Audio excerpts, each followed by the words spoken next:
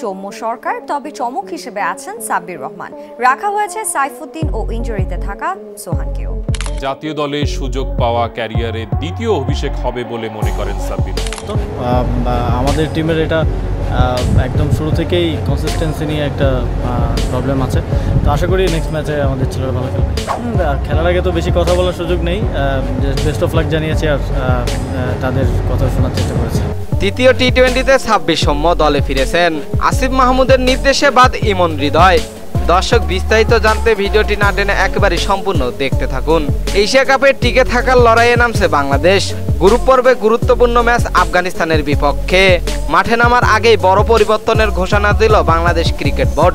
আসিফ মাহমুদের বিশেষ নির্দেশনায় দলে ফিরেছেন দুই তারকা ক্রিকেটার সাব্বির রহমান ও সৌম্য সরকার।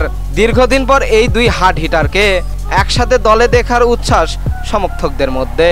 বিসিবি সূত্রে জানা গেছে, এশিয়া কাপে বাংলাদেশের ব্যাটিংয়ে টপ অর্ডার ব্যর্থ, তাই সাব্বির ও সৌম্যকে ফেরানো হয়েছে। এই দুই অভিজ্ঞ ব্যাটার থাকলে দলের ব্যাটিং লাইন আপ আরও অনেক শক্তিশালী হবে।